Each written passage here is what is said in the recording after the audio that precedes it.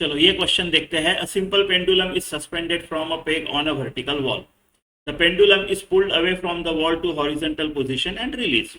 The ball hits the wall, the coefficient of restitution being 2 upon root 5.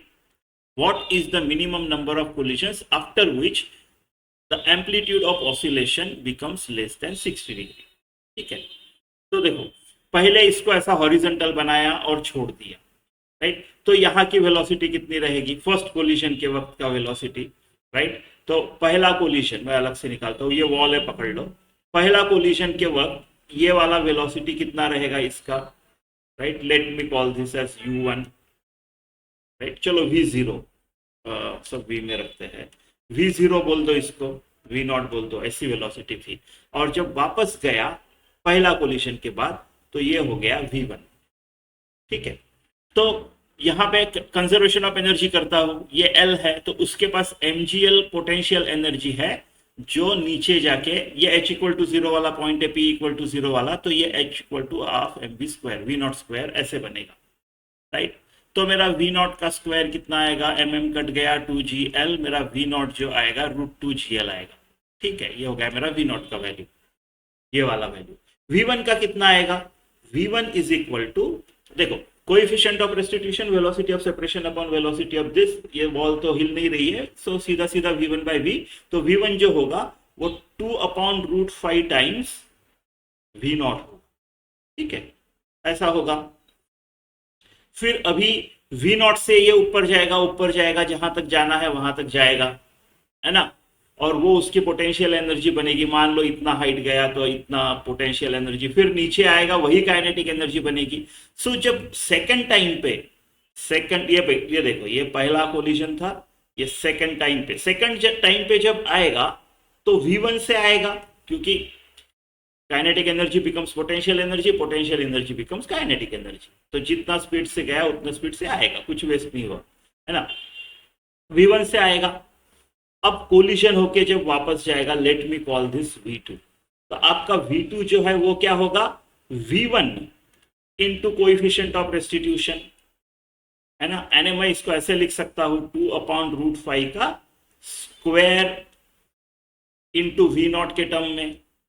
तो ऐसे चलता रहेगा, राइट. ऐसे कोलिशंस होते रहेंगे. तो मान लो सम n कोलिशन के बाद हो गया अपना 60 डिग्री से कम, राइट. तो n कोलिशंस लगे तो आपका vn क्या होगा, 2 upon √5 raise to power n into v not, right.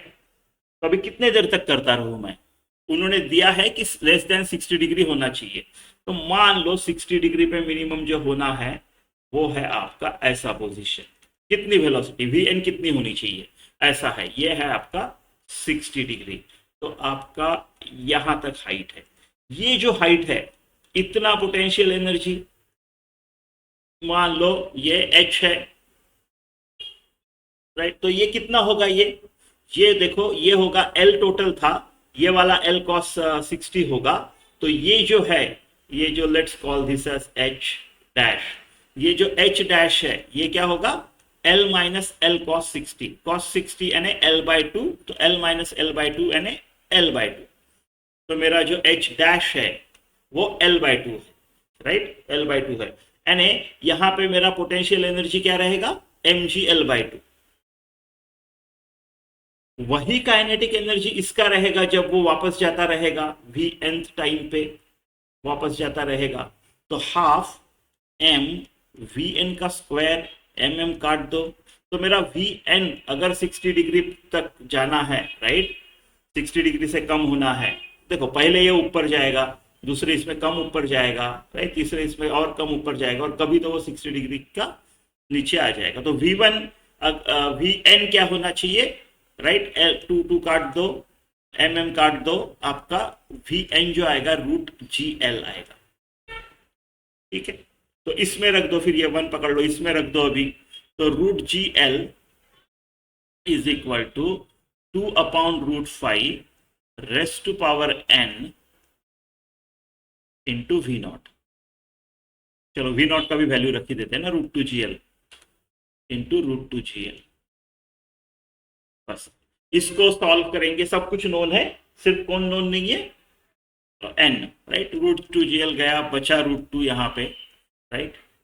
तो 2/√5 rest to power n is equal to 1/√2। इसको सॉल्व कर लो, हो जाएगा काम, राइट, हो जाएगा काम। अगर आपको ये सॉल्व करना मुश्किल लग रहा है तो कोई बात नहीं, आप करो, पहले देखो कितना V1 था, V0 कितना था, राइट, रखो।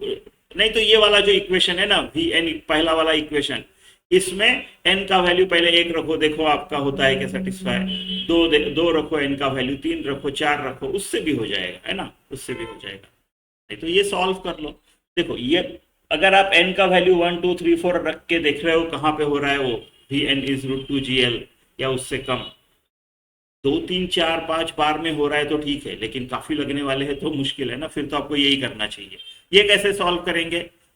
लॉगरिथम लेता हूं दोनों साइड का, तो n log 2/√5 is equal to log of 1/√2, ऐसे कुछ तो आता है ना। तो n is equal to log of 1/√2 divided by log of 2/√5। चलो इसको अलग से सॉल्व करते हैं। n is equal to log of 1/√2 log of 1/√2 divided by log of 2/√5।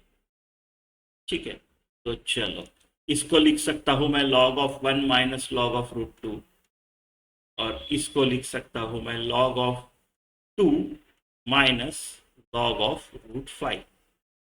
log of 1 0, इसको लिख सकता हूं 2 raise to power half, right, तो इसको लिख सकता हूं हाफ log 2, है ना, और इसको लिख सकता हूं log 2 माइनस हाफ log 5। ऐसे कुछ तो कर सकता हूं मैं, ऐसे कुछ तो कर सकता हूं। ठीक है, log 2 क्या होता है? 0.7 टाइप होता है, और log 5 1.7 टाइप का कुछ होता है, 1.6 वगैरह होता है। तो half into 0.7 divided by 0.7 minus 1.6 का हाफ, राइट। तो ये आ गया 0.35 टाइप का, और ये आ गया 0.8, तो माइनस 0.1 टाइप आ गया, है ना। तो माइनस माइनस गया, दोनों को 10 से मल्टीप्लाई गया तो नीचे 1 हो गया। ये 3 और 4 के बीच का वैल्यू आ रहा है। मैं ये थोड़ा सा अप्रोक्सीमेट टाइप किया हूँ, बट इतना भी अप्रोक्सीमेट नहीं है, 0.68 या 69 टाइप है, और ये 1.623 ऐसे कुछ है। तो काफ़ी क्लोज अप्रोक्सीमेशन है। मैं कॉन्फिडेंटली बोल सकता हूँ कि मेरा n का वैल्यू 3 और 4 के बीच में है, यानी थर्ड कोलिजन के बाद वो √2gl नहीं हुआ, राइट। फोर्थ कोलिजन के बाद √2gl से कम हो गया, तो मेरे को 4 कोलिजन तो लगेंगे ही उसके लिए, तो मेरा आंसर आएगा n = 4। ठीक है।